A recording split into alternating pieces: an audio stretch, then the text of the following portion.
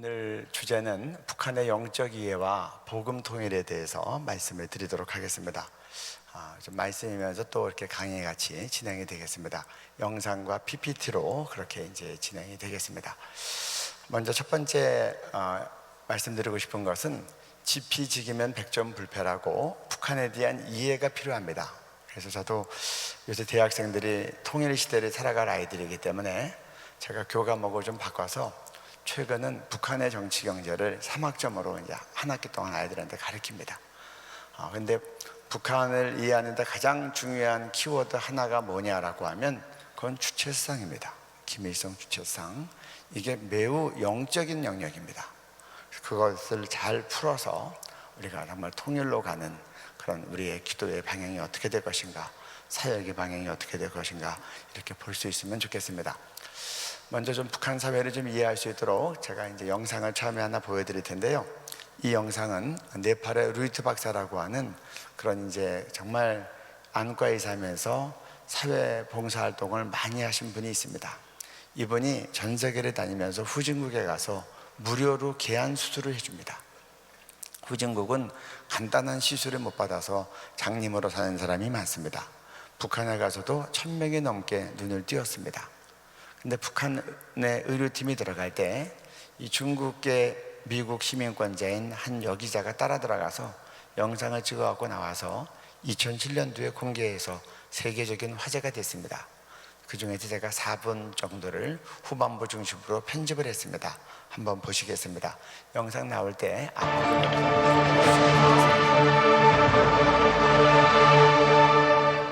취재진의 북한 체류 마지막 날, 루이트 박사는 환자 1000명 수술이라는 목표를 이루기 위해 저녁 늦게까지 분주합니다. 그는 정치와 무관하게 전 세계가 이 같은 인도주의적 활동을 해야 한다고 믿습니다.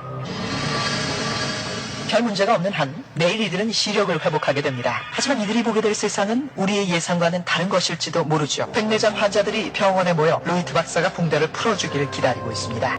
박사는 1000명이 넘는 환자를 수술해 목표를 이루었지만 환자들은 아직 결과를 확신하지 못하고 있죠.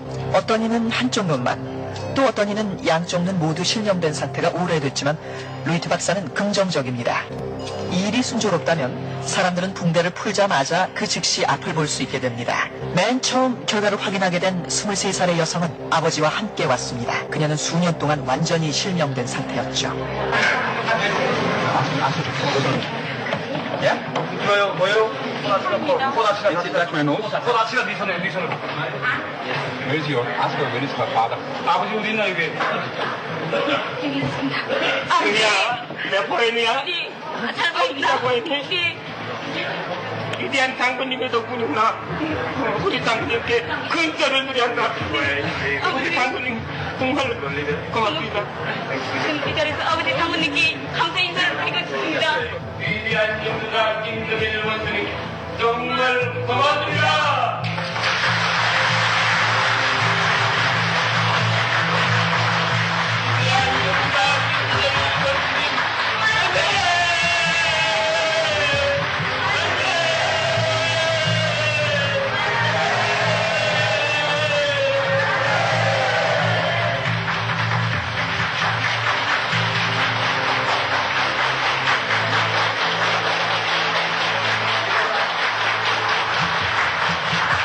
다음은 양쪽 눈 모두 실명 상태였던 35살 된 여성입니다. 뭐요? 지금 저희를 도만해서 정말 많이 영통님께 부탁을 드리겠습니다. 정말 고맙습니다.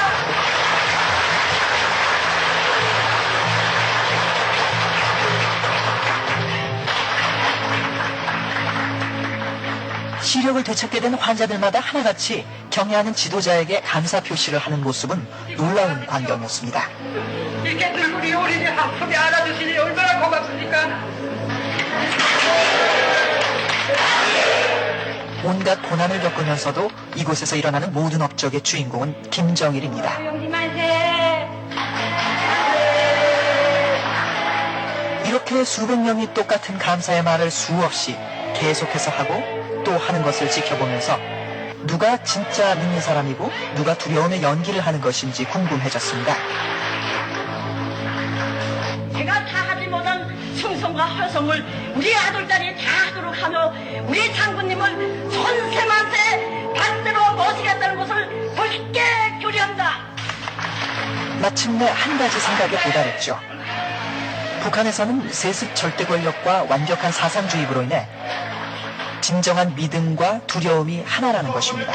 두 눈을 가지고 미제 원수들을 이 땅에서 완전히 소멸할 때까지 선에서 통을 철저히 들어주고 미제 침략자들을 철저히 소멸할 것입니다. 위대한 장군님께 저는 게으리어 온 가족들과 함께 충성을 다하겠습니다. 위대한 영도자 김정일 동지 만세! 만세! 만세!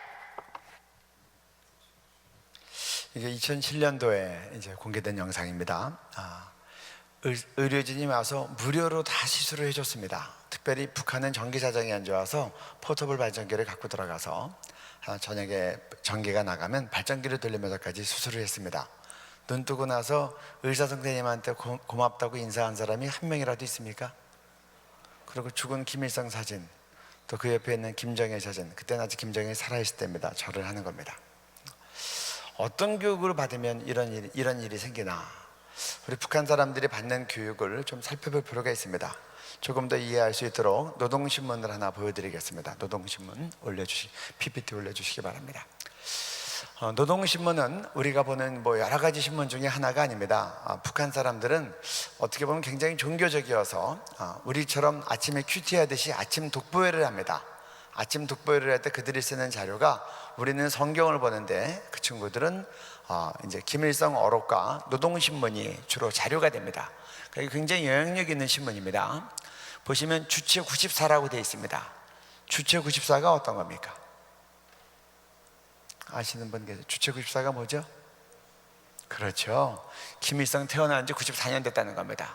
2005년 11월 12일인데요 우리가 2005년 석이라고 하지 않습니까? AD, BC와 AD가 어떻게 나눠줍니까? Before Christ, Anno Domini, 주전과 주후, 예수님 탄생을 기점으로 세계 역사가 나누어집니다. 북한에서는 김일성이 태어난 2012년을 기점으로 세계 역사가 새로 시작하는 겁니다. 그때가 1년, 2년, 그래서 지금 주체 104년입니다. 북한에서는 이 주체 연호가 저희들이 쓰는 서기 연호보다 항상 선행되게끔 되어 있습니다. 여기 보면 불길 속에 서슴없이 뛰어들어 남포시 성노관 강산 지배인이었던 김재경 동무, 지난 10월 어느 날 저녁이었다, 쭉 그 기사가 나오는데 우리 PPT로 한번 읽어드리겠습니다. 네, 읽어주십시오. 기사 1. 지난 10월 어느 날 저녁이었다. 사무실을 나서던 김재경 동무는 눈이 둥그레졌다. 광산 가까운 곳에 있는 농장원들의 살림 집들에 불이 났던 것이다. 네, 조금만 빨리 읽어주시면 좋겠습니다. 불길은 점점 세차게 번지기 시작하였다. 사람들과 함께 그곳으로 달려간 김재경 동무는 주저없이 불길 속에 뛰어들어 위대한 수령님과 경애하는 장군님의 초상화들을 안전하게 모셔내었다. 그가 한 농장원의 아내의 생명을 구원하기 위해 다시 불길에 휩싸인 집 안으로 뛰어들었던 그 순간 그만 지붕이 내려앉았다. 이렇게 김재경 동무는 동지들의 곁을 떠나갔다. 네, 이게 노동신문 이 큰 제목에 속한 내용입니다. 불길 속에 서슴없이 뛰어들어 남포시 성노가서 김재경 동무 쭉 나온 겁니다.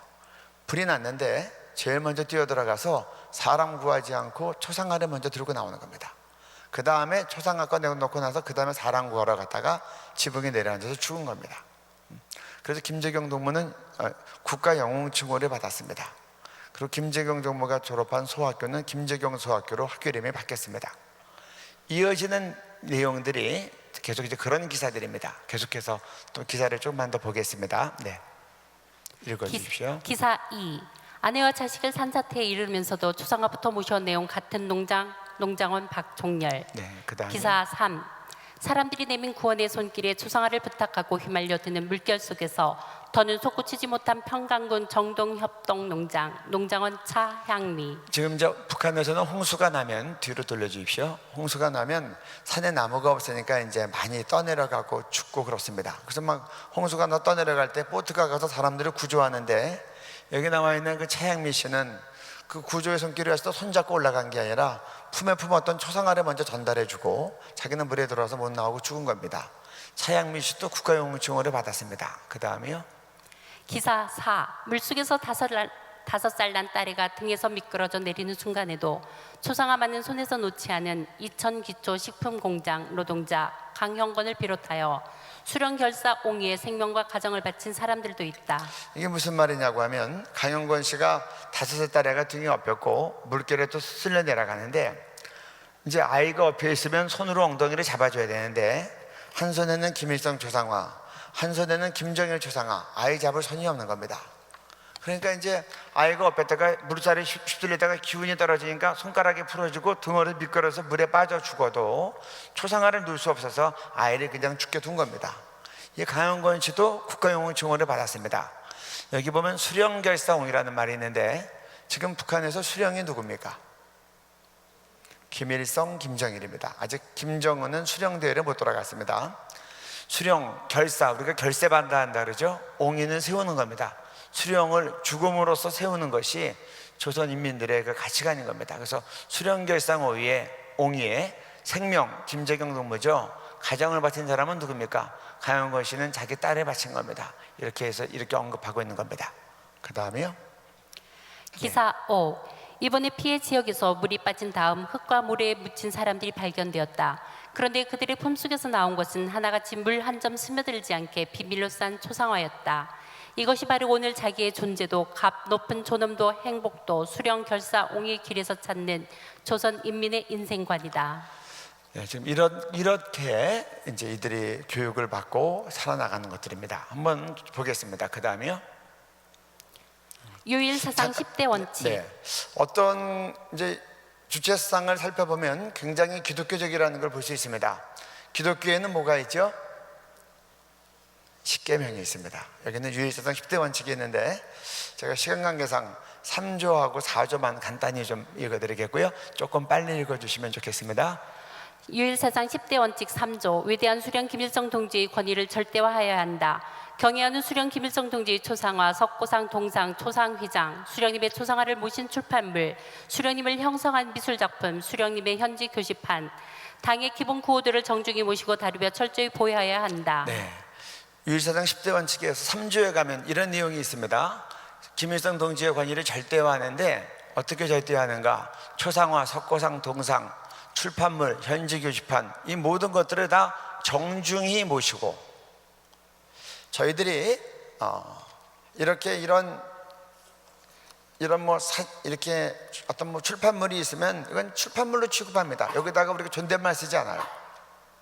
근데 저기는 김일성에 담겨 있는 초상화나 책이 있으면 정중히 모시고 의다했습니다. 그러니까 동일시에서 다 신격화하도록 그렇게 이제 교육을 시키는 겁니다.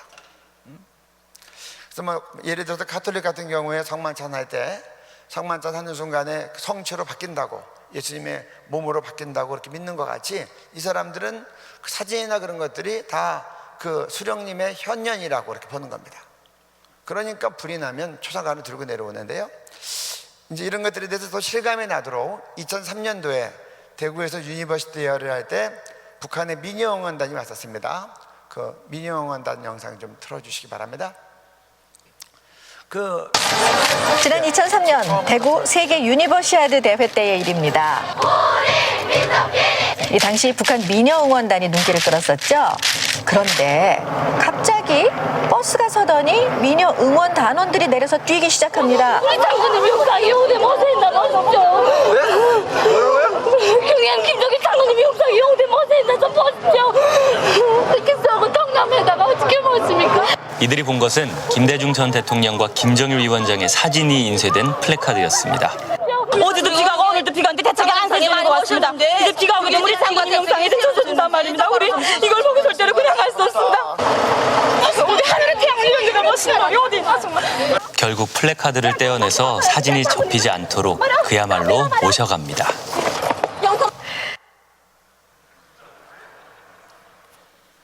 근데 이분들에겐 그런 것이 아주 절실한 부분이고 견딜 수 없는 부분인 겁니다.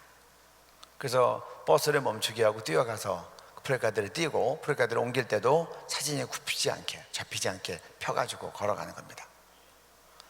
그 유일사상 10대 원칙을 다 거의 다 이제 내용을 다 교육받고 외우다시피 하고 사는데, 이렇게 되면 이제 이런 것들이 행동으로 이렇게 나오는 겁니다. 4조를 한번 보겠습니다. 네, 4조 위대한 수령 김일성 동지의 교시를 신조화하여야 한다.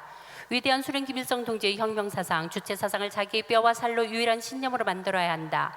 위대한 수령 김일성 동지의 교시를 무조건 접수하고 그것을 자로하여 모든 것을 재어보며 수령님의 사상 의지대로만 사고하고 행동하여야 한다. 위대한 수령 김일성 동지의 혁명사상을 매일 2시간 이상 학습하는 교율을 철저히 세우고 학습을 생활화 습성화하며. 네.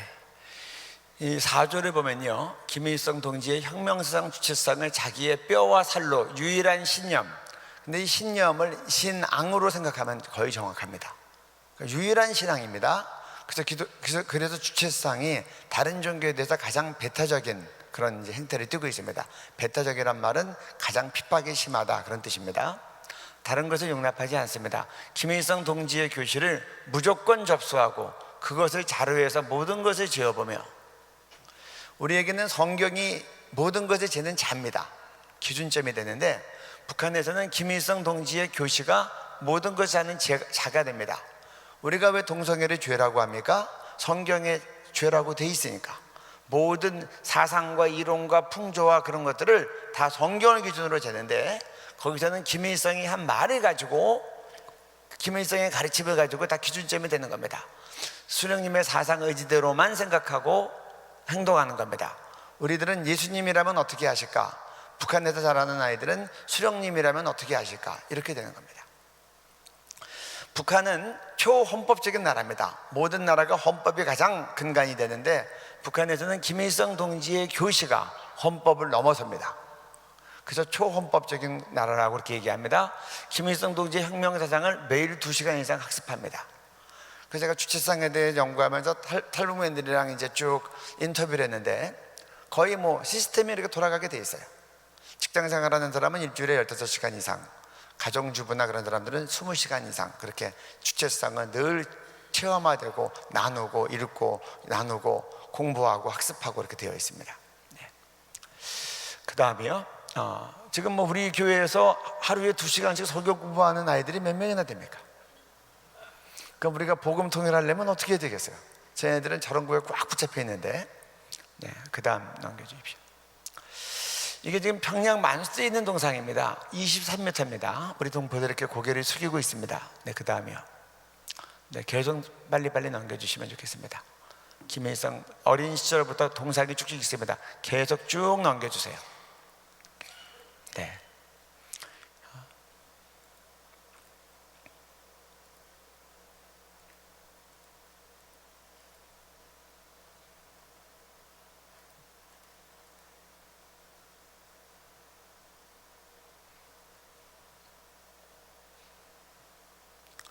전국의 김일성 동상이 무려 38,000개가 있는 겁니다. 그러니까 이 우상화 비용이 굉장히 많이 들어가는 겁니다. 우상화 물을 따지면 약 14만 개가 넘습니다. 조금 이따 좀 더 보시겠지만. 그 다음에요, 1919년에 뒤로 돌려주십시오. 김정일이 죽고 난 다음에 쌍둥이 동상을 세우는 겁니다. 23m짜리 또 같이 세워나가니까 이거 뭐 2012년에만 한 5천억 원 정도가 들었다고 들었습니다. 쌍둥이 동상 세우는데요. 그 다음에요, 김일성이 한번 앉으면 유적지가 됩니다. 페인트칠 새로 하고 유리를 씌웠습니다. 그 다음에요, 안내원이 방문객들한테 언제 와서 앉았고 무슨 말을 했고 설명합니다. 그 다음에요, 이거는 좀 보면 재미있습니다. 위대한 영도자 김정일 동지께서, 청년대장 김정은 동지께서, 김정일이 샀을 때 둘이 같이 했기 때문에 그때는 김정은이 청년대장이었습니다. 보아주신 느티나무 한번 보아주시면 기념물이 됩니다. 그래서 이 느티나무 옆에 기념비를 만들었습니다. 이렇게 되는 겁니다. 예수님이 저주에서 뭐 무화과 열매가 다 마른 거, 그렇게 이제 유적지가 되는 겁니다. 네, 그 다음이요, 주체사상탑입니다. 183m 기네스북에 있습니다. 넘겨주세요.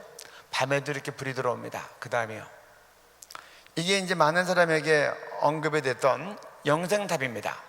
이 안에 이렇게 써 있습니다. 위대한 김일성 동지와 김정일 동지는 영원히 우리와 함께 하신다. 옛날엔 김일성만 들어갔는데 김정일 죽고 난 다음에 영상탑을 전부 다 또 새로 바꿨습니다. 그래서 김정일을 넣었습니다. 그래서 김일성과 김정일은 죽지 않았습니다. 인민의 마음속에 영원히 함께 하시는 겁니다. 이게 전국에 3,200개가 있는 겁니다. 네. 김정일이 죽고 난 다음에 노동신문에 이렇게 나왔습니다. 김정일 죽고 난 다음에 위대한 김정일 동지는 우리 군대와 인민의 심장 속에 영생하실 것이다. 김정일 죽지 않았습니다. 군인들과 인민의 마음속에 영생한다고 돼 있어요. 그래서 이제 주체상이 영생교로 가는 겁니다. 네. 그 다음에요, 이게 대합실입니다. 그 다음 교실입니다. 그 다음 전철입니다. 그 다음 병원입니다. 그 다음 독서실입니다. 호텔입니다. 집집마다 김씨 부자가 모든 주민들을 쳐다보고 있습니다. 네. 텔레비를 켜도 나옵니다. 그 다음 김일성 전기가 도처에다 이렇게 진열되어 있습니다. 그 다음에 돈에도 있습니다. 우표에도 있습니다. 어떤 분이 노동신문 깔고 앉았다가 감옥에 갔습니다. 왜 그랬을까요? 김정일 사진 남아있는데 그거 깔고 앉은 겁니다. 그러면 김정일 깔고 앉았으니까 북한에서는 감옥 가야 마땅한 겁니다. 그러니까 돈을 접어도 김일성 얼굴이 접히지 않게 돈을 접어야 됩니다. 이게 이제 김일성 생일의 태양절이라고 합니다. 김일성은 인류의 태양입니다. 그래서 태양절인데, 북한에는 김일성이라는 이름이 동명이인이 있을까요? 없을까요? 김정일이라는 동명이인이 있을까요? 없을까요? 김정은이 지도자고 되고 난 다음에는 비슷한 발음까지 다 없앴습니다. 김정운도 없고 김정은도 없고 비슷한 발음 나는 것도 다 이름을 바꾸게 한 겁니다. 김일성 생일 4월 15일은 결혼할 수 없습니다. 개인의 명절이 될 수 없어요. 북한은 이제 가장 큰 명절입니다. 그때 이제 아리랑제전을 하는데, 이게 이제 청년들이 이게 마스게임 한 겁니다. 저도 고등학교 때 서론농장에서 마스게임 했는데 8번 그러면 이런 종이를 딱 들면 이렇게 사진이 딱 맞춰지고 글자가 맞춰지고 이렇게 합니다. 여기 무궁번영하라 김일성 민족 김정일 조선이요. 그러니까 우리 두 부자에게 민족과 나라가 사유화된 겁니다. 그 다음에요, 민족의 어버이신 위대한 수령님께.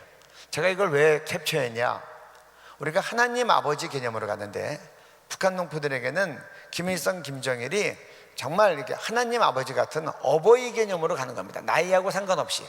그래서 할아버지도 어버이 수령님 그렇게 얘기하는 겁니다. 네. 그 다음에요, 이게 또 마스게임으로 학생들이 만들어낸 이제 스탠드에서 만들어낸 겁니다.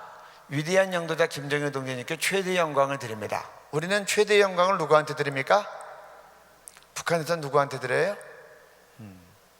그래서 이제 이런 걸 보고 우리가 우상화라고 합니다. 그 다음에요, 이게 화제가 됐던 사진입니다. 주체수상탑 앞에 김일성이 지나갑니다.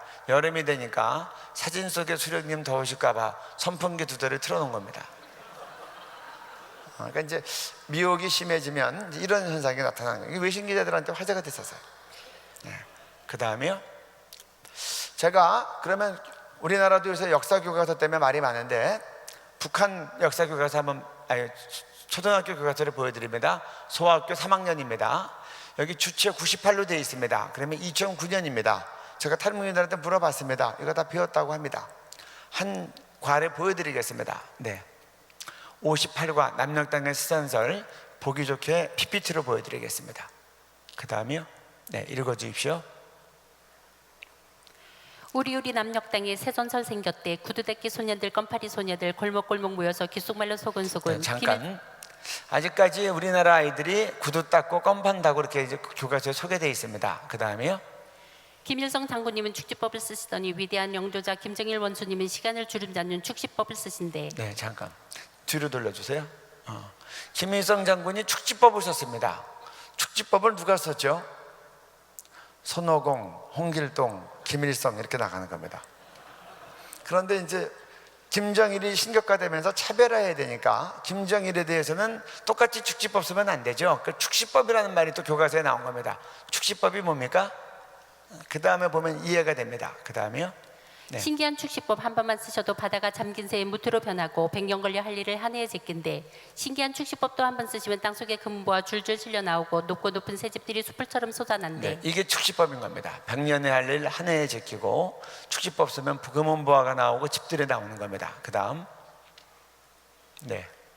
이제 조국 통일 축시법만 쓰시면 콘크리트 장벽도 모래처럼 무너지고 통일의 큰 경사가 우리 앞에 다가온대. 네, 이렇게 애들이 공부 시간에 배웠는데 김정일이 축시법을 못 쓴 채 죽은 겁니다. 그래서 아직 통일이 안 된 겁니다.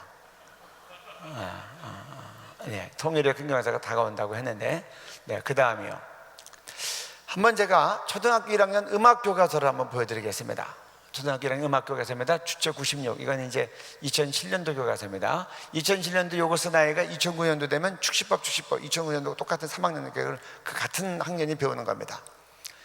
네, 21과 지주놈은 나쁜 놈 원수놈이죠. 이게 1학년 애들이 보는 노래 제목입니다. 지주놈에 나와 있습니다. 곤방돼 있고 이제 소가 끓고 여기 소장농이 있습니다. 가사를 한번 보겠습니다. 네, 네, 읽어주세요. 제21과 지주놈은 나쁜 놈 원수놈이죠. 1절 넓고 넓은 농가봐 몽땅 뺏은 놈 피땀 흘려 지은 쌀 꿀꺽 살핀 놈 욕심쟁이 꿀꿀이 지주놈은요 정말 나쁜 놈 원수놈이죠. 네, 2절이요. 네. 소를 몰아 바깔 때 놀고 먹던 놈 뚱기뚱기 쌀 보면 달달들던 놈 우리 마을 풍년들 빼앗고 싶어 남녀 땅에 오늘도 남아있는 놈. 이게 이제 초등학교 1학년이 부르는 노래입니다. 아까 21과 다시 보여주세요. 그 뒤로. 네, 이런 걸 배우는 겁니다. 지주놈은 나쁜 놈 원수놈이죠. 여기 계신 분들 초등학교 1학년 때 무슨 노래 배우셨어요? 무슨 노래 배우셨어요? 나리나 또 그리고 또 학교종이 땡땡땡 나비나비 뭐 송아지 뭐 북한 애들은 뭐 배워요? 지주놈은 나쁜 놈 원수놈이죠. 이거 배우는 거예요. 한번 제가 교과서 조금 더 보겠습니다. 제가 넘겨주세요. 그 다음 계속 넘기세요. 네, 넘기세요. 이런 거 나오는 겁니다. 미국 놈 잡으시며 꼬바 탱크 나간다. 제가 산수책을 봤습니다. 산수를 어떻게 가르치나 덧셈 뺄셈 이렇게 가르칩니다. 미제 탱크 9대가 나타났습니다. 우리 용사들이 가서 5대를 까부셨습니다. 표현에 까부신다고 합니다. 남아있는 미제 탱크는 몇 대일까요? 몇 대요? 네, 그렇게 이제 덧셈 뺄셈을 가르치는 거예요. 그 다음이요. 네, 초등학교 1학년부터 이제 어린 시절을 배웠는데 초등학교 4학년이 김일성 원수 어린 시절을 일주일에 2시간 배웁니다. 그 다음 김종숙, 김일성의 첩니다. 김정일의 엄마죠. 일주일에 1시간, 김정일에 대해서 2시간, 일주일에 5시간을 이 전기를 배우는 거예요. 저도 고등학교에 미션 스쿨 나왔는데 일주일에 1시간 예배 드렸고 1시간 성경 배웠습니다. 그리고 이거는 뭐 예를 들어서 국어교과서, 역사교과서, 바른생활교과서 뭐 모든 것이 망라해서 김일성 중심적으로 신격화 쪽으로 이렇게 가는 겁니다. 네, 그 다음이요. 이게 이제 봉숙교회, 평양 가면 봉숙교회 이제 여기서 이제 외국인들이 가면 예배를 드리게 되는데 태양절날 김일성 생일날 외신 기자들 앞에서 인터뷰한 내용인데 1분 영상 한번 보시겠습니다. 네, 들어주십시오. 우리 신앙인들은 하느님 곧 김일성 주석님이다 이렇게 생각한다. 하느님을 김일성 주석님을 하느님과 같은 분으로 그야말로 어쨌든 정교인이니까 기독교인이니까 하느님의 집으로 오는데 집으로 와서 나의 마음속에 있는 하느님 그건 곧 김일성 주석님이다 이런 마음을 가지고 김일성 주석님을 더 잘 믿고 김일성 주석님을 더 잘 받들겠다는 그런 마음을 가지고. 그러니까 죽은 예수가 다시 태어나는 부활은 안 믿습니까? 그렇습니다. 저는 예수가 죽었기 때문에 다시 태어난다 이렇게는 그렇게는 믿지 않습니다. 우리 지금 과학의 시대에 사람이 죽었다 다시 산다는 걸 믿을 사람이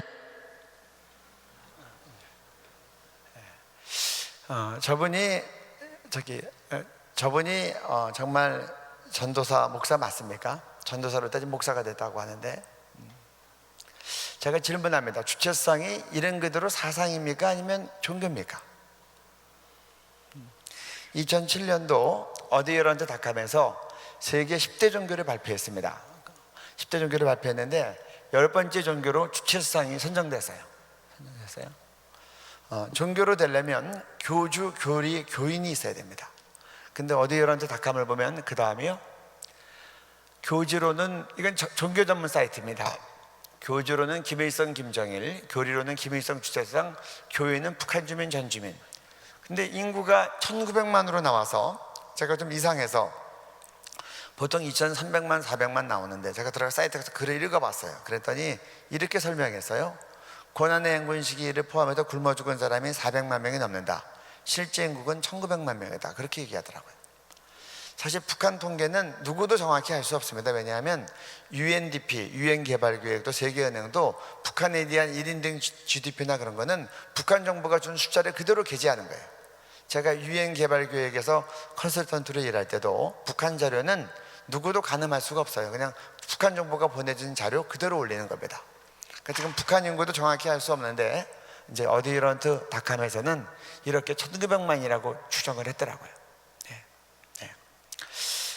지금 여기는 없지만 이제 많은 사회학자들이 주체상을 종교로 보는 이유는 주체상에 보면 인간에 대해서 생명이 두 가지가 있습니다.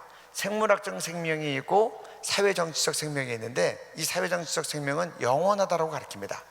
이 영원한 사회정치적 생명은 수령님으로부터 나온다고 돼 있어요. 그래서 이게 영생교로 가는 겁니다. 그리고 수령에 대해서는 절대자라고 얘기가 돼 있어요. 그리고 영원하다고 가르쳤고, 그리고 수령은 머리, 뇌수고, 그리고 이 인민대중은 몸이라고 가르쳐요. 그러니까 교회론하고 아주 같습니다. 예수님이 머리고 우리가 몸을 이룬다고 하는데, 그렇게 해서 수령과 연결돼서 영원한 생명인 사회정치적 생명을 얻는다고 그렇게 되어 있어요. 그러니까 이것이 이제 종교의 구성 요소가 되는 겁니다. 그 다음이요. 이거는 이제 김일성 시체궁전입니다. 금수산기념궁전.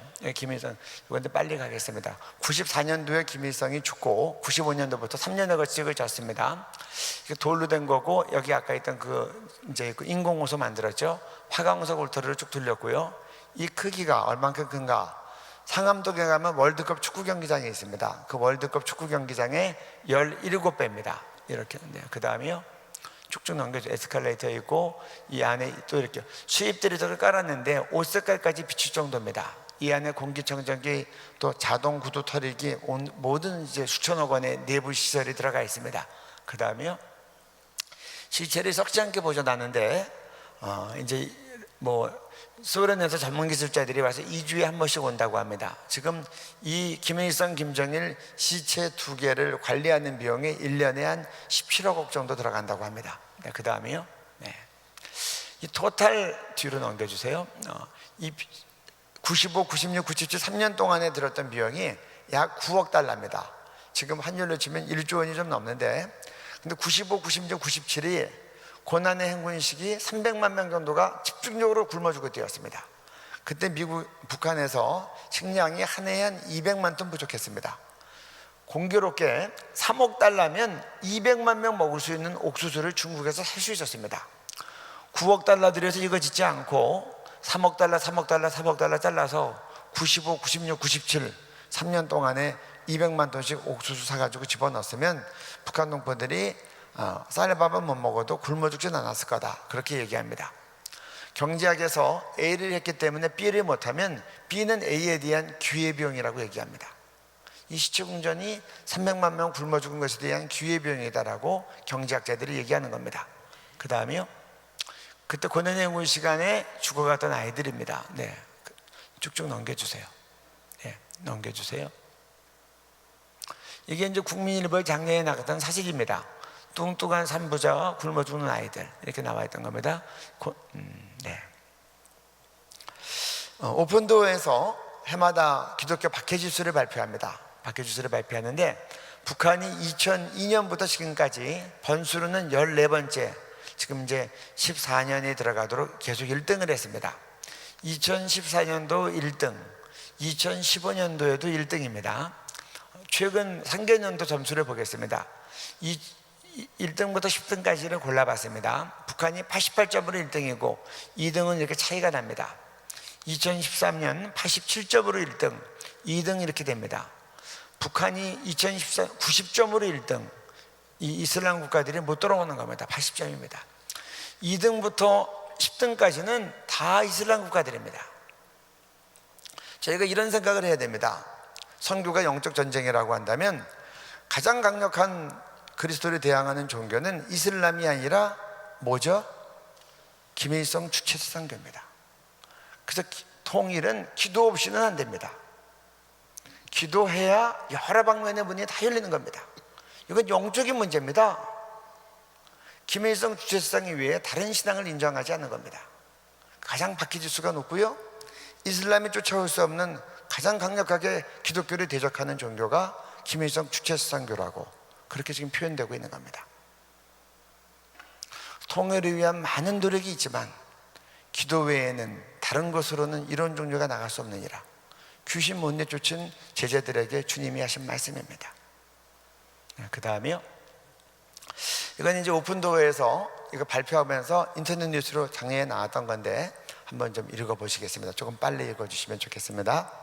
북한이 13년 연속 세계 최악의 기독교 탄압국으로 지목됐습니다. 오픈도어 선교회가 1월 발표한 2015년 기독교 박해국가에서 북한이 또 1위를 차지하여 지난 2002년부터 13년간 최악의 기독교 박해국가로 선정됐습니다.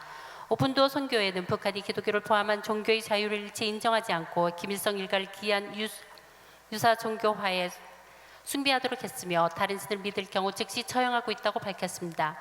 제리 다이스트랏 공보국장은 북한 당국의 기독교 탄압은 특히 매우 촘촘히 짜여진 사회 감시망을 통해서는 물론이고 학교에서도 무차별적으로 이루어지고 있다고 지적했으며 김정은 체제 이후에도 전혀 달라진 것이 없고 박해가 증가하고 있다고 밝혔습니다. 또한 선교회는 북한의 지하교회 교인이 최고 40만 명에 이를 것으로 추정했으며 약 7만 명의 교인이라는 이유로 정평 수용소에 수감됐다고 덧붙였습니다. 북한에서 기독교인이 일단 체포되면 사람으로 대우하지 못할 뿐 아니라 일부 기독교인이 화학 및 생물학 무기 실험 대상으로 쓰였다는 증거도 포착된 바 있습니다. 북한처럼 끔찍하고 체계적인 방법으로 기독교인을 박해하는 나라는 전 세계 어디에도 없습니다. 가족 중 한 명이 투옥되면 3세대가 감옥에 가게 된 경우가 흔합니다. 북한 다음으로 기독교 박해를 자행하는 나라는 소말리아, 이라크 등 상위 10개국 중 9개국이 이슬람 국가들이며 전체 50개 국가 중 대다수가 이슬람 국가들입니다. 고난받는 자들을 기억하며 기도하라고 말씀하신 주님, 지난 13년 동안 세계에서 기독교를 가장 심하게 박해하는 나라로 지목된 북한의 악행이 이제는 중지되게 하여 주옵소서. 그 안에서 믿음을 지키는 성도들을 보호하여 주시고 저들이 어떤 고난에도 견딜 수 있는 믿음을 주옵소서. 우리로 고한받는 반정들을 기억하며 기독해 하시고 하루속히 북한 땅에 복음을 자유롭게 전하고 예수를 믿는 성도들이 마음껏 예배하고 찬양할 수 있는 날이 오게 하여 주옵소서. 또한 선교회는 북한의 지하교회 교인이 최고 40만 명이 됐습니다. 이거 똑같은 내용입니다. 이건 제가 일부러 이 부분만 자른 겁니다. 기독교인들이 얼마나 사는가, 사실 주장이 천차만별입니다. 작게 보는 사람은 10여만 명, 많이 보는 사람은 한 60만 명까지도 보는 분이 있습니다. 그러나 어떤 분명한 건 기독교인들이 많이 있다는 겁니다. 그리고 이들이 붙잡히면 정치범수용소에 끌려간다는 겁니다. 보통 죽거나 감옥에 들어가거나 정치범수용소인데 정치범수용소에 이제 많이 갑니다. 근데 정치범수용소 계층이 있는데 이제 기독교인이 최하 계층이라는 겁니다. 그래서 생체 실험하거나 생화학 무기 만들어서 실험할 때 기독교인들이 1순위로 사용된다는 겁니다. 지난 7월에 이런 뉴스가 하나 나왔습니다. 넘겨주십시오. 네. 여기엔 여기는 없어요. 제가 지난 7월에 그 자강도 쪽에서 한 연구소 연구원이 그 USB를 가지고 탈출을 했어요. 근데 그 USB 안에는 생체 실험한 거, 생화학 실험한 거 그 보고서들이 다 들어가 있는데 그 중에서 대부분이 이 기독교인들이 실험한 겁니다. 그래가지고 지하 2층 유리방에서 넣고 독가스나 생화학가스 집어넣고 몇 초를 견디다가 어떤 증상이 나타나고 몇 초를 견디다가 피가 토해지고 몇 분이 지나면 사람이 죽고 쭉 실험한 겁니다. 네, 우리 좀 박사를 한번 보겠습니다. 네, 읽어주십시오. 여기 좀 나왔네요. 네, 여기 제가 얘기하는 그 얘기입니다. 여기 보면 북한 주민들이 살인가스와 탄저등 성능 강화식이 이용됐다고 밝혔다고 됐습니다. 기독교 신자들이 살인가스 생체 실험의 대상이었다는 것을 드러내는 충격을 주고 있습니다. 그 다음에 넘겨주세요. 또 넘겨주세요. 그래서 이제 이 그림으로 다 나타난 겁니다. 자강도 관계 미생물 연구소 지하 2층에서 가스 유리방에 들어오고 성도들이 들어가서 실험 대상이 되는 모습들입니다. MBC 뉴스에 나간 겁니다. 그 다음에요. 네, 그 다음 넘겨주시기 바랍니다. 정치범수용소에 제가 탈북자들하고 얘기해 봤더니 80년도 말에 많아질 때는 한 30만 명까지 있었답니다. 그리고 줄어들어서 한 20만 명 정도 있다가 최근에는 더 줄어들었습니다. 그래서 지금은 10만여 명 정도로 보는데, 정치범 수용소는 한 번 들어가면 죽어도 못 나옵니다. 죽어도 시체가 못 나오는 거예요. 딱 한 군데 나오는 데가 있습니다. 요독 수용소입니다. 그러니까 요독 수용소 이제 뭐 거기에 갖다 나온 분이 만들어서 뭐 요독 수용소 스토리도 만들고 막 그랬는데, 요독 수용소는 좀 나은 거고, 그 외에 한 번 들어가면 못 나오는 데는 기밀을 유지하기 위해서 다 그렇게 되고, 거기 경비원이었다가 탈북한 분이 증언하는데 유사시에는 다 죽이도록 돼 있습니다. 왜냐하면 그 비밀이 새어나가면 안 되니까.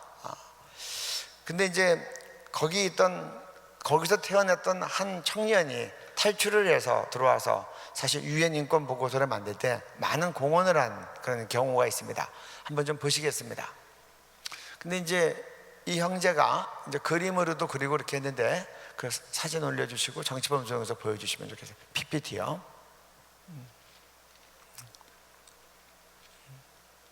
네. 여기 보면 이제 정치범수에서 태어났습니다. 그리고 탈출해서 탈북을 했습니다. 남한에 들어왔습니다. 손가락이 하나 짧습니다. 그 다음이요, 짧죠. 네. 어렸을 때 재봉틀 나르다가 재봉틀을 떨어뜨렸습니다. 그래가지고 재봉틀 떨어뜨렸다고 손가락 한 매듭을 칼로 끊는 겁니다. 근데 정치범수에서는 또 교화소에서는 이런 경우가 왕왕 있습니다. 작두로 끊든지 칼로 끊는 겁니다. 잘못하면. 근데 이걸로 끝나지 않았습니다. 이제 이 아이가 불고문을 당한 겁니다. 지하실에 끌려가서. 왜 불고문을 당했는가? 이제 이 형제는 엄마, 아빠, 형 본인 네 식구가 살았습니다. 근데 엄마랑 형이 탈출을 시도했습니다. 탈출을 시도했는데 이 형제가 그걸 알고 그걸 간수한테 고발한 거예요. 그래서 엄마랑 형은 자기가 보은 앞에서 총살당해서 죽었고, 다 모아놓고 총살시키니까. 그리고 이제 이 형제도 이제 이 고문을 한 겁니다. 가담되는가 알기 위해서. 근데 이제 이 형제가 나와서 간증을 하는데 이렇게 하더라고요. 자기가 정치범 수용소에 있을 때 형과 그 엄마를 고발할 때 자기는 양심의 가책이 없었답니다. 왜냐하면 마땅히 수령님을 배반했기 때문에 고발해야 된다고 생각했다는 거예요. 근데 남한에 와서 예수 믿고 나서 자기가 지금은 잘못했다, 양심의 가책을 느낀다는 거예요. 제가 뭘 생각했냐고 하면 뭐 기독교인들은 그렇게 하지 않지만, 우리가 하나님 앞에서 부모나 자녀를 나보다 더 사랑하면 나한테 합당하지 않고, 그런 말 있지 않습니까? 그걸 떠오르게 하더라고요. 수령님 어버이라고 배워서 꼭 이 혈육을 수령님보다 더 사랑할 수 없는 거예요. 수용소에서 태어나서 거기서 자랐지만. 네. 이 정치범 수용소 영상을 제가 짧게 보여드릴 텐데, 이거는 탈북민들이 만든 겁니다. 그래서 한번 보시고, 여기에 기독교인들이 정말 많게는 5만, 아니 적게는 5만, 많게는 7만 명까지 들어가 있다고 하는데, 한번 정치범 수용소 상황에 대해서 탈북민들이 만든 동영상 한번 보시겠습니다. 네, 불을 꺼주시고요. 이 내용은 실화를 바탕으로 했습니다. 우리는 지금 속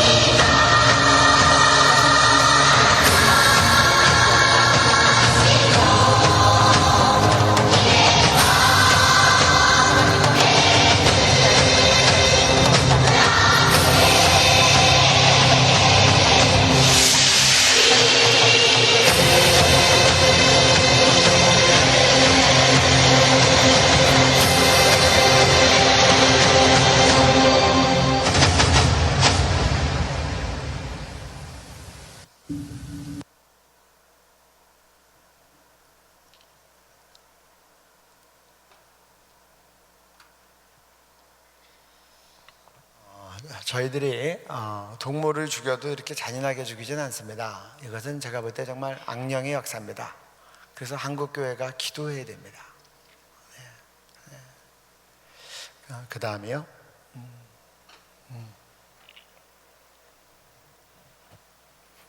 네.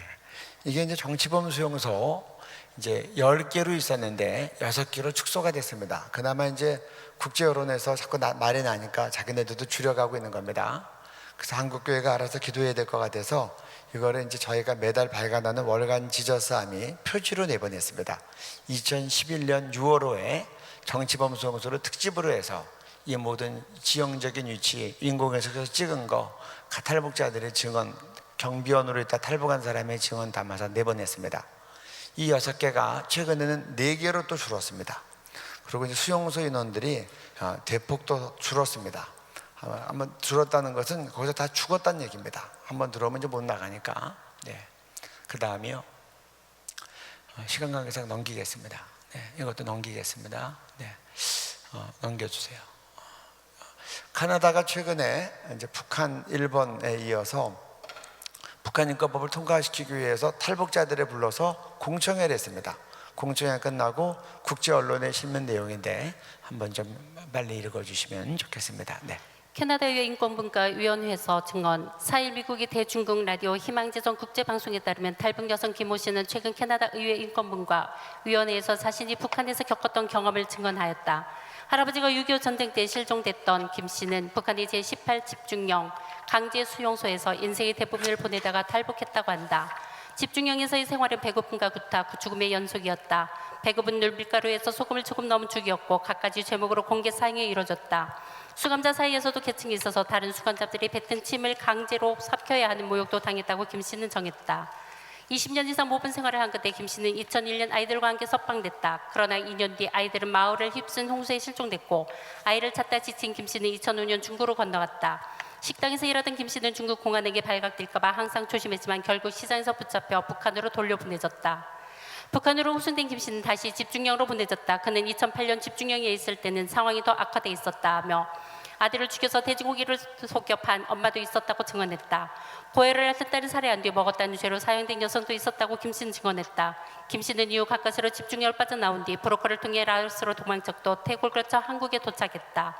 북한의 실정을 알리기 위해 선글라스를 쓴 채 캐나다 의회에 선 김 씨는 북한 인민들을 어떻게 도와야 하느냐는 의원들의 질문에 가축용 사료를 보내라. 식용을 보내면 인민들에게 절대 돌아가지 않지만 가축용을 보내면 인민들에게 돌아갈 것이라고 대답했다.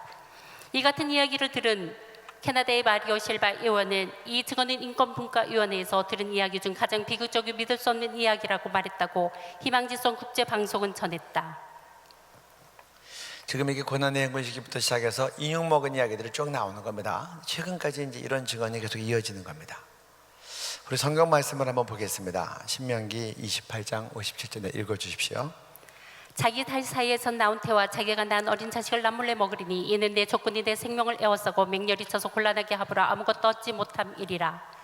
레위기 26장 28절에서 29절 내가 진노로 너희에게 대항하되 너희의 죄로 말미암아 7배나 더 징벌하리니 너희가 아들의 살을 먹을 것이요 딸의 살을 먹을 것이며. 성경에 그렇게 예언되어 있습니다. 너희가 나를 배반하고 우상 숭배를 하면 너희가 너희 태의 자식을 너희가 먹게 될 것이다. 너희가 아들의 살을 먹을 것이요 딸의 살을 먹을 것이며. 이 말씀이 지금 가장 심각하게 이루어진 데가 북한인 겁니다. 아까 첫 장면부터 보셨지만 온 국가적으로 국민적으로 다 세뇌돼서 저렇게 우상숭배한 나라는 인류 역사상에 없었습니다. 지금은 이제 배급이 끊어지고 한류가 들어가서 좀 덜합니다. 하지만 그 이전의 그 역사들을 우리가 지금 다 보지 않았습니까? 눈 뜨고 나서도 본인이 아니라 사진 앞에서도 무릎을 꿇고 절을 하는 겁니다. 초상화가 비리마저도 견딜 수 없어 하는 겁니다. 알지 못하고 했지만 심각한 우상죄 때문에 이 토지가 소산을 내지 못하는 거예요. 옥수수 박사로 유명한 김순건 박사께서 북한에 갔다가 추방돼서 나왔습니다. 근데 그런 말씀을 하시는 거예요. 옥수수가 박토에서도 잘 되는 식품인데 북한에서는 옥수수도 잘 안 되더라는 거예요. 너무나 우상숭배의 지역이 심하니까 피조세계까지 다 신음하는 겁니다. 소산이 잘 나오지 않은 거예요. 어떻게 하면 저 땅에서 소산이 잘 나오겠어요? 우상숭배 끝쳐지고 그거에 대해서 참 삼위 하나님께 찬송과 예배가 올라가면 우리의 영혼도 회복되고 살아나지만 피조세계도 다 회복되는 거예요. 그러면 소산이 나오는 겁니다. 그래서 이 영적인 문제를 영적으로 풀어야 돼요. 우리 복음 통일을 생각하면서 말씀을 좀 보겠습니다. 누가복음 10장 27절부터 37절까지 말씀입니다. 네. 대답하여 이르되 내 마음을 다하며 목숨을 다하며 힘을 다하며 뜻을 다하여 주 너의 하나님을 사랑하고 또한 내 이웃을 내 자신같이 사랑하라 하였나이다. 예수께서 이르시되 내 대답이 옳도다. 이를 행하라. 그러면 살리라. 그 사람이 자기를 옳게 보이려고 예수께 여짜오되 그러면 내 이웃이 누구이니까? 예수께서 대답하여 이르시되 어떤 사람이 예루살렘에서 여리고로 내려가다가 강도를 만나매 강도들이 그곳을 벗기고 때려 거의 죽은 것을 버리고 갔더라. 마침 한 제사장이 그 길로 내려가다가 그를 보고 피하여 지나가고 또 이와 같이 한 레위도 그곳에 이르러 그를 보고 피하여 지나가되 어떤 사마리아 사람은 여행하는 중 거기에 이르러 그를 보고 불쌍히 여겨 가까이 가서 기름과 포도주를 그 상처에 붓고 싸매고 자기 짐승에 태워 주막으로 데리고 가서 돌보아 주니라. 그 이튿날 그가 주막 주인에게 데나리온 둘을 내어주며 이르되 이 사람을 돌보아주라. 비용이 더 들면 내가 돌아올 때 갚으리라 하였으니 내 생각에는 이 세 사람 중에 누가 강도 만난 자의 이웃이 되겠느냐? 이르되 자비를 베푼 자니이다. 예수께서 이르시되 가서 너도 이와 같이 하라 하시니라. 율법학자가 예수님께 질문합니다. 네 이웃을 내 몸같이 사랑하라고 했는데 이웃이 누굽니까? 그랬더니 예수님이 여리고로 내려가다 강도 만난 사람 얘기를 하는 겁니다. 맞아서 거반 죽게 돼서 버려졌는데 제사장이 피해가고 레위인이 피해가고 혼혈이었기 때문에 경멸받았던 사마리아 사람에 가서 치료하고 짐승에 태워서 여관에 맡긴 다음에 돌보다가 떠나면서 여관 주인에게 돈을 주면서 부탁하는 겁니다. 우리 그 본문 말씀 마지막 PPT를 올려주세요. 본문 말씀에. 그러고 나서 예수님이 다시 거꾸로 자기한테 질문했던 율법학자한테 되묻습니다. 네 생각에는 이 세 사람 중에 누가 강도 만난 자의 이웃이 되겠느냐? 그러니까 율법학자가 사마리아 사람이라고 얘기하기 싫었는지 모릅니다. 자비를 베푼 사람입니다. 예수께서 이르시되 가서 너도 이와 같이 해라. 저는 이 말씀 묵상하기 전에 내 이웃을 내 몸같이 사랑하라고 하면 우리 가족이 이웃인 줄 알았어요. 우리 교회 교인들이 이웃인 줄 알았고 가까운 친구들, 동네 사람인 줄 알았어요. 예수님의 설명은 전혀 다른 말씀 하시는 거예요. 사마리아 사람이랑 강도 만난 사람이랑 평소에 같은 동네 살았겠어요? 서로 이름을 알았겠어요? 제 생각엔 태어나서 처음 만났을 것 같아요. 어쩌면 자기를 경멸했던 유대인이었을지도 몰라요. 근데 지금 내가 도와주지 않으면 죽어가는 그 사람 내가 도와줄 때 그때 나는 그의 이웃 된다는 거예요. 이게 예수님이 누가 이웃입니까? 라고 물어보는 그런 율법학자 앞에 대한 이웃에 대한 설명이에요. 지금 주님 우리에게 말씀하시는 거예요. 누가 주체상이라는 강도 만나서 이 세상에서도 지옥같이 살다가 죽어서는 진짜 지옥 가는 북한 동포들의 이웃이 되겠느냐? 말씀하시는 거예요. 이웃사랑은 가까운 사람들끼리 서로 격려하고 빌려주고 축복하고 끼리끼리 좋아하는 거 아니고 이 말씀대로라면 지금 내가 도와주지 않으면 죽어가는 그 사람 도와줄 때 나 그의 이웃 된다는 거고 그 말씀 다시 올려주십시오. 그리고 주님 말씀 설명으로만 끝나지 않았어요. 아까 설명했던 말씀 가서 너도 이와 같이 해라 라고 하셨다는 겁니다. 우리 그 다음 말씀 보겠습니다. 네, 읽어주십시오. 사울이 길을 가다가 다메섹에 가까이 이르더니 후련히 하늘로부터 빛이 그를 둘러 비추는지라. 땅에 엎드러져 들으며 소리가 있어 이르시되 사울아 사울아 내가 어찌하여 나를 박해하느냐 하시거늘 대답하되 주여 누구시니까? 이르시되 나는 내가 박해하는 예수라. 네, 그 다음 말씀도 같이 읽습니다. 네. 내가 줄일 때에 너희가 먹일 것을 주지 아니하였고 목마를 때에 마시게 하지 아니하였고 나그네 되었을 때 영접하지 아니하였고 헐벗을 때에 옷 입히지 아니하였고 병들었을 때와 옥에 갇혔을 때 돌보지 아니하였느니라 하시니 그들도 대답하여 이르되 주여 우리가 어느 때에 주께서 줄이신 것이나 목마른 것이나 나그네 되신 것이나 헐벗으신 것이나 병드신 것이나 옥에 갇히신 것을 보고 공양하지 아니하더이까? 이에 임금이 대답하여 이르시되 내가 진실로 너희에게 이르노니 이 지극히 작은 자 하나에게 하지 아니한 것이 곧 내게 하지 아니한 것이니라 하시리니. 네. 다시 사도행전 말씀으로 옮겨주십시오. 네. 사울이 예수님 핍박하는 데 특심했습니다. 예수 믿는 사람들이 다메섹까지 피난 가니까 이 체포영장을 받아가지고 다메섹까지 쫓아가는 겁니다. 쫓아가다가 너무 밝은 빛을 받아가지고 장님이 돼서 거꾸로 졌습니다. 그래서 빛을 향해서 소리칩니다. 주님 누구십니까? 그러니까 빛이 말을 합니다. 나는 네가 핍박하는 예수다. 사울이 예수님 핍박한 적 없습니다. 사울이 못 박았습니까? 사울이 옆구리에 창 찔렀습니까? 사울이 가시에 멜루간 치웠어요? 예수님 왜 그러세요? 성도들이 매맞고 고문당하고 감옥에 끌려갈 때 예수님이 매맞고 예수님이 고문당하고 예수님이 감옥에 끌려갔다는 겁니다. 성도들은 몸이고 예수님은 머리이기 때문에 누가 와서 칼로 배를 쿡 찌르면 입이 아! 하는 거예요. 성도들이 정치범 성소에 끌려간 북한 성도들이 중노등하고 고문당하고 짓밟힐 때 예수님이 고문당하고 짓밟히고 피를 토하는 겁니다. 제가 한 교회를 갔더니 담임 목사님께서 그렇게 얘기하시더라고요. 본인이 집회를 앞두고 설교를 앞두고 기도하는데 갑자기 기도 도중에 자기 눈앞에 한반도 지도가 쫙 펼쳐지더래요. 그리고 그 위에 예수님의 얼굴이 떠오르더래요. 그리고 예수님의 눈에서 눈물이 떨어지는데 하염없이 떨어지면서 북한 땅을 다 적시더래요. 그래서 깜짝 놀랐다 그래요. 그리고 회개했대요. 예수님의 눈물이 있는 북한에 나의 눈물이 없었습니다. 그리고 지금은 날마다 북한을 위해서 기도한다 그러더라고요. 우리가 다 주님 앞에 설 것입니다. 다 우리가 주님 앞에 설 텐데 주님께서 내가 북한 땅에서 굶어 죽어갈 때 내가 나를 위해서 아무것도 하지 않았다. 내가 예수 믿다 발각돼서 정치범수에 끌려가서 거기서 고문당하고 생체실험 당하고 피를 토하고 쓰러질 때 네가 나에 대해서 전혀 신경 쓰지 않았다. 내가 굶어 죽지 않으려고 압록강 두만강을 넘어서 중국에서 팔려다니고 도망다닐 때 네가 나를 돕지 않았다. 내가 중국에서 도망다니다가 공안에 붙잡혀가지고 강제 북송을 앞두고 압록강 두만강 국경수비대에서 제발 북송시키지 말아달라고 북송되면 내가 고문당하고 잘못하면 죽기도 한다고 몸부림칠 때 네가 나에 대해서 신경 쓰지 않았다. 그렇게 말씀하지 않으셨으면 좋겠습니다. 내가 북한 땅에서 굶어 죽어갈 때 너희들이 금식하면서 북한 땅의 구원을 위해서 기도했다.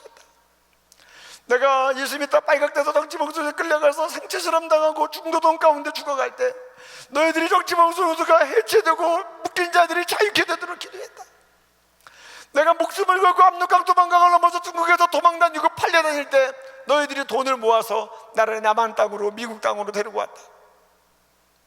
내가 공안에 붙잡혀서 강제 북송을 앞두고 제발 강제 북송시키지 말아달라고 국경수비대에서 몸부림칠 때 너희들이 강제 북송 반대 서명을 하고 중국 대사관에 전달해줬다.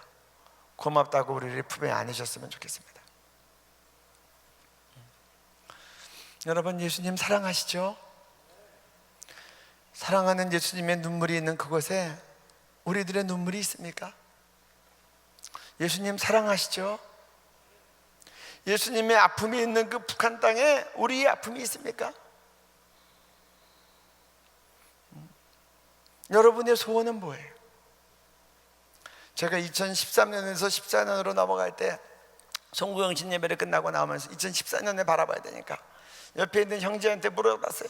네 소원이 뭐냐? 그랬더니 이 소원이 얘기해요. 첫째는 성령 충만이고요, 둘째는 지혜고요. 딱 멈춰요.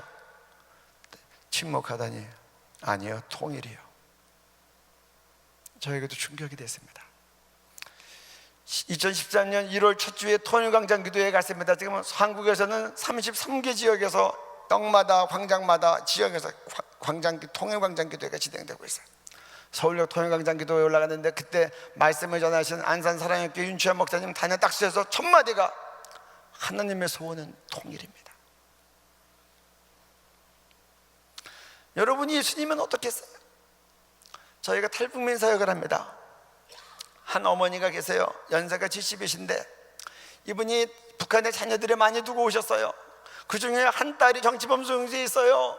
늘 이분은 명절이 되고 좋은 음식을 먹어도 정치범 성소에 있는 딸 때문에 마음이 편치 않은 거예요. 어느 날 그 어머니가 몹시 우시더라고요. 우리들이 다 직감했어요.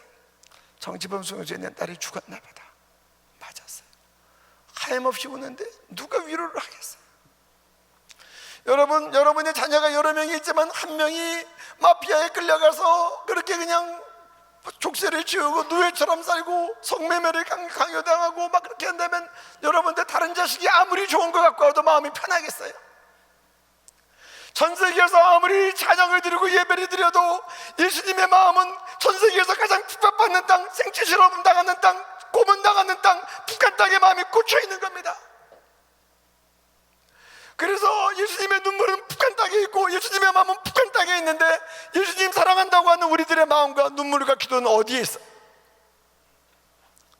저는 청년들을 오랫동안 가르쳤습니다. 지금은 아니지만 청년들이 주님 사랑한다고 눈물이 흘리고 부흥을 달라고 기도하는데 제가 그들한테 그렇게 얘기해요. 너희 부흥 달라고 기도 안 해도 돼. 너희의 골육 핏줄 북한 눈보다 살려달라고 기도해. 주님의 눈물과 심장이 거기에 있어. 북한 눈보 살리면 부흥 구하지 않아도 와. 여러분, 사랑하는 사람 좋아하는 거 나도 좋아하고 사랑하는 사람 싫어하는 거 나도 싫어하는 겁니다. 그렇지 않아요? 우리 어머니가 돌아가셨는데요, 제 막내 아들인데 저한테 좋은 일 있으면 저보다 더 기뻐하셨어요. 제가 어려운 일 있으면 우리 어머니 울면서 금식하며 기도하셨어요. 그게 사랑하는 거 아니에요? 예수님 사랑한다고 하고 예수님의 마음은 북한 땅에 꽂혀 있는데 우리는 룰루랄라 하고 북한 없이 살면 그건 맞습니까? 우리 그 다음 말씀 보겠습니다.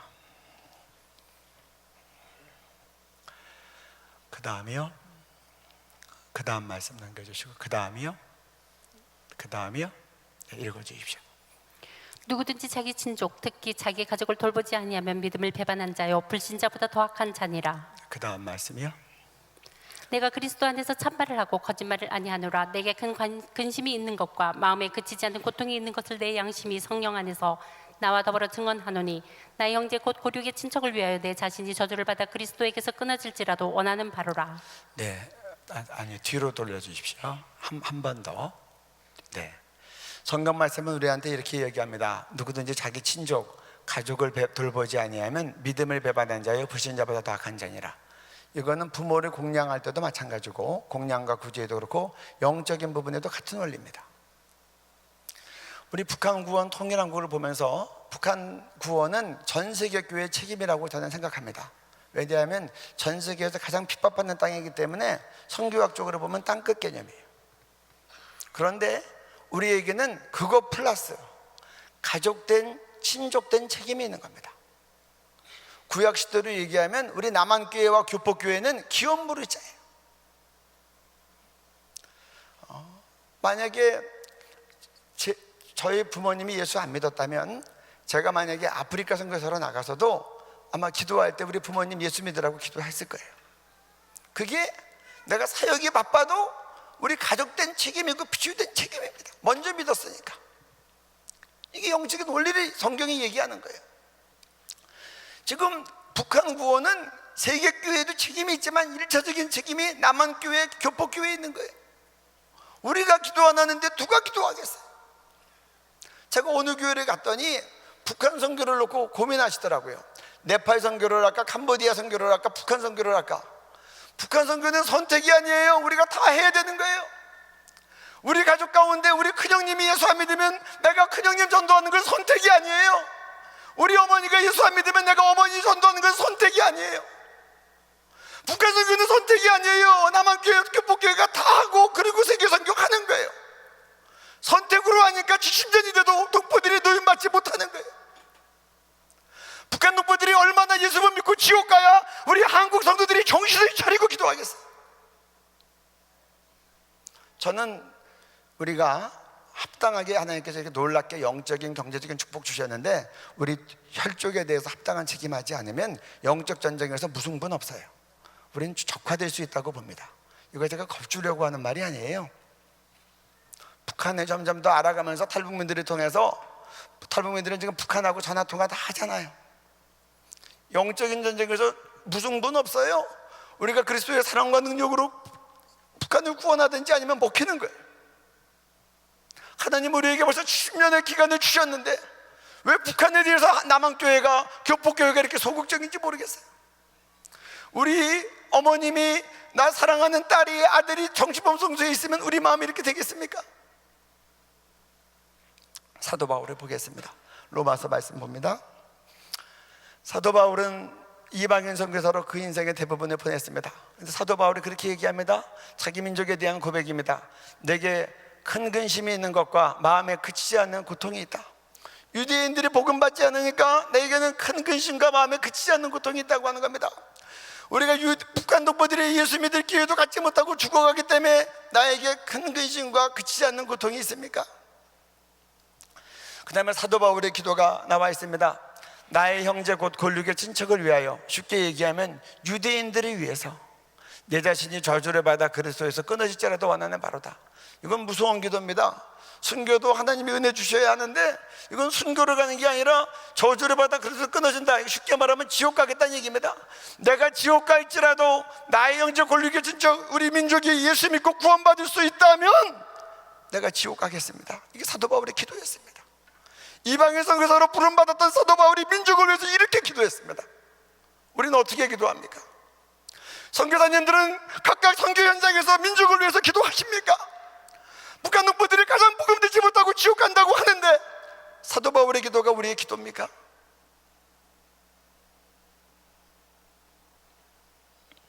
우리 그 다음 말씀 보겠습니다. 네, 읽어주십시오. 너는 사망으로 끌려가는 자를 건져주며 살욕을 당하게 된 자를 구원하지 아니하려고 하지 말라. 너는 말 못하는 자와 모든 고독한 자의 송사를 위하여 입을 열지니라. 성경원들에게 사망으로 끌려가는 자를 건져주며 살육당하게 된 자를 구원하지 아니하려고 하지 말라고 합니다. 탈북민 이해란 박사가 그렇게 절규하더라고요. 우리는 스스로 말할 수 없습니다. 우리 북한 동포들은 스스로 송사할 수 없습니다. 여러분들이 얘기해 주시고 여러분들이 우리들이 살려주십시오. 누가 북한 동포들을 위하여 송사하고 입을 열겠습니까? 그 다음 말씀 갑니다.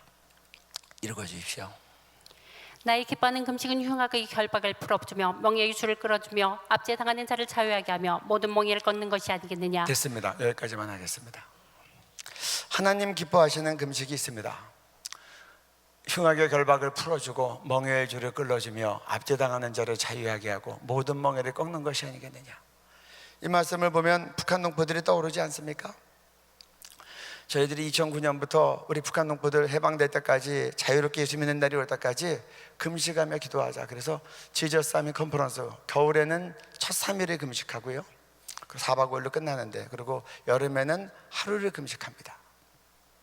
근데 이제 어머니들이 애들을 데리고 오니까 애들도 같이 이제 어린이 캠프를 그 바로 옆에서 하는 거예요. 본당에서는 이제 부모님들이 하고. 근데 어린애들이 3일째 금식하는 날 마지막 날 애들한테도 오후 3시까지 금식을 시켰어요. 그랬더니 뭐 어린아이들이 얼마나 힘들겠어요. 그러니까 하나이가 너무 힘들어하니까 선교님이 이제 얘기를 한 겁니다. 얘야, 너 밥 줄까? 그랬더니 이 아이가 아니요. 그리고 선생님한테 질문합니다. 선생님, 얼마나 굶어야 사람이 죽나요? 그 어린이 캠프 교사가 평가해야 하는 데서 그 얘기를 하는 거예요. 북한 동포들 굶어 죽는다는 얘기 듣고 자기도 배가 고프니까 얼마나 굶어서 며칠이나 굶으면 사람이 죽나 그걸 물어본 거예요. 너무나 마음이 짠하더라고요. 동포들이 굶다가 죽기까지 하는데 두 끼 굶고 어려워서 이렇게 얘기하는 거예요. 제가 글을 썼어요. 그 아이의 말을 담아서, 선교님, 얼마나 굶어야 사람이 죽나요? 흑동방송 가서 난가부기 하나리 할 때 그 주제를 그대로 다뤘어요.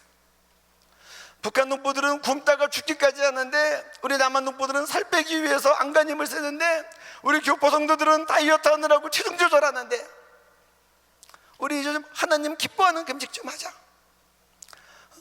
흉악의 결박을 풀어주고 멍에의 줄을 끌어주고 압제로부터 자유하게 하고 모든 멍에가 끊어지도록 우리 하나님 기뻐하는 금식하자. 그래서 그 어린아이 때문에 저희가 금식하기로 결정했어요. 1년에 2번 모여서만 금식하지 말고 우리가 일주일에 한 끼라도 좀 금식하자. 그리고 일주일에 한 끼 금식할 때 딱 정해놓고, 그리고 조용한 시간에 조용한 장소에 가서 밥 먹는 시간에 기도하자. 그리고 한 끼 밥값을 북한을 위해서 헌금하자. 그리고 모일 수 있으면 일주일에 한 번은 같이 모여서 교회의 기도가 능력이 있는데 우리 모여서 한번 기도하자. 그래서 월요 기도 운동이 시작이 됐어요. 그게 막 200개가 넘었다가 광장에서 모여서 김중건 목사님 돌아가시기 전에 너희들이 예배당과 공간에서만 기도하지 말고 하나님의 광장과 이 거리에서 주님을 찬양하고 전도하고 말씀하세요. 그래서 제가 서울역 광장에서, 부산역 광장에서, 대전역 광장에서 기도하는 거예요. 전주역에서도 기도하고. 이제 우리가 정말 이제 이 선을 돌파하는 특별한 결단이 있어야 된다고 생각합니다. 유대인들이 70년 만에 포격을 끝나고 돌아왔는데 우리에게도 그런 꿈 같은 날이 있어야 되지 않겠어요? 한 번은 방송 갔는데 물어보시더라고요. 언제 통일이 되겠습니까? 제가 그랬어요. 통일은 한국교회 하기에 달렸습니다. 저는 오랫동안 기도했습니다. 하나님, 남한교회, 6만 교회, 교포교회가 5천 교회가 넘고 6천 교회 가까이 된다고 하는데 주일 예배 드릴 때 대표 기도하는 분이 우리 북한 농부들 살려달라고 기도하게 해주세요. 그리고 모든 성도들은 다 아멘하게 해주세요. 우리 교포교회, 저는 다니엘을 생각합니다. 다니엘이 바벨론에 끌려갔지만 예루살렘을 향하여 창문을 열어놓고 하루에 3번씩 기도한 거예요. 사자굴이 들어가는 그러한 주소에 어인이 찍힌 것을 알고도 감사함으로 기도한 거예요. 왜 그렇게 기도해요? 에스겔에서 예언해 봤더니 그렇게 70년 만에 복역의 때가 끝나면서 뭐라고 되어 있냐? 이 열왕기상에 보면 솔로몬이 성전을 봉헌하면서 그렇게 예언적인 기도를 합니다. 참 신기한 기도래요. 솔로몬 시대에 이스라엘이 아주 잘 나갈 때였는데 하나님, 우리 민족이 주님을 배반하고 우상숭배해서 포로로 끌려가게 된다면 끌려간 장소에서라도 회개하고 이 예루살렘 성전을 바라보고 기도하면 붙잡아간 사람들의 마음에 궁일한 마음을 주셔서 다시 돌려보내 주세요. 이런 기도를 솔로몬이 한 거예요. 근데 그 기도를 드렸을 때 하늘에서 불이 내려와서 응답이 된 거예요. 근데 다니엘이 그 말씀을 붙잡고 기도하는 거예요. 그래서 다니엘이 예루살렘을 바라보는 기도를 멈출 수 없는 것은 단지 하나의 경건의 습관으로 기도한 게 아니라 성경에 기록된 솔로몬의 응답된 기도의 약속을 붙잡고 기도한 거예요. 저는 미국 교회 성도들이 북한 땅을 바라보고 기도했으면 좋겠어요. 선교사님들이 각각의 나라에서 북한 땅을 바라보고 다니엘처럼 기도했으면 좋겠어요. 그래서 다니엘은 자기는 이스라엘로 예루살렘으로 돌아가지 않았지만 돌아갈 수 있는 포로 기간에 끝나는 기도의 제물이 되어서 예루살렘이 회복되고 성벽이 건축되고 성전이 지어지는 그런 민족 회복의 정말 기도의 걸음이 됐던 겁니다.